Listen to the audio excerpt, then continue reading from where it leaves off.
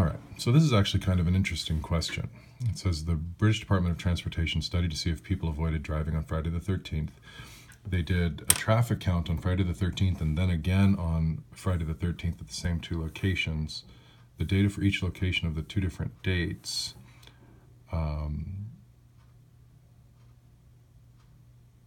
Okay, so that's actually worded kind of strangely, but we've got a Friday the 6th, so it's the week before, right? So this is July the 6th and then July the 13th. And so we're looking, we've got this list of data. These are all the July the 6th traffic information. These are all the July the 13th, or all the Friday the 13th information, Friday the 6th information. So the question is do you do a matched pairs test or do you do a two separate independent sample t-test?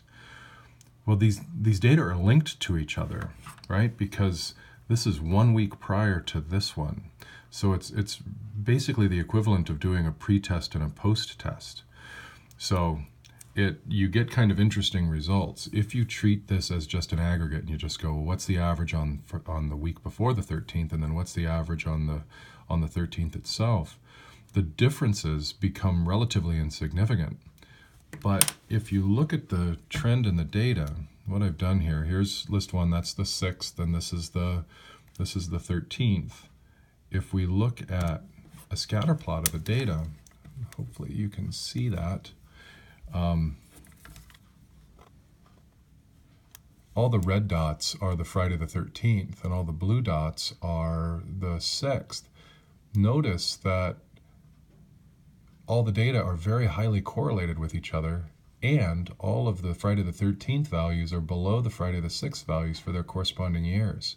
So we can definitely see that there's something interesting taking place. The effect is relatively small. But if we treat these as two separate independent samples, then we're ignoring the fact that this date is exactly 1 week previous to this date. So I would argue that we're going to do a matched pairs t-test. And it just seems to make sense, especially with how highly correlated this data is with each other. So we're going to go stat, test, t-test on the differences between them. So we'll go back to there. So here's the Friday the 6th, here's Friday the 13th. I subtracted them from each other, and these are all the values. Notice they're all negative, suggesting that the Friday the 13th value is smaller than the Friday the 6th value. So, and I went list 2 minus list 1 in order to do that subtraction. So here are all of our data values. Let's make sure that these are normally distributed because we have a very small sample size. So let's see, it's on list 3 and zoom 9. Oh, something strange happened. Let's go, oh, I've got a scatter plot turned on still. So let's turn that off and try that again. There it is. And again, we've got a pretty normal distribution except for this one oddball date here. But other than that, it looks fairly good. So let's check and see if we have any outliers. And we do not, but we do have a little bit of skew, and that's that one oddball date down here at the end, but everything else looks pretty good. All right, so we're gonna go ahead and do our matched pairs t-test. So our formula is gonna be t equals our x bar of the differences minus 0, because we're expecting no difference if they don't actually change their behavior, divided by the standard deviation over the square root of the sample size.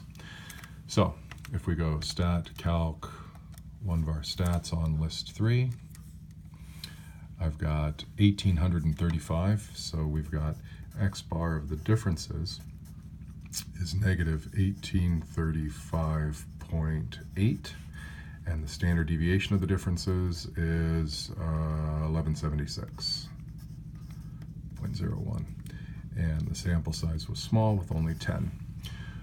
Okay, so we would fill those in, and then we're going to go stat, test, t-test, and the null is that mu is equal to 0.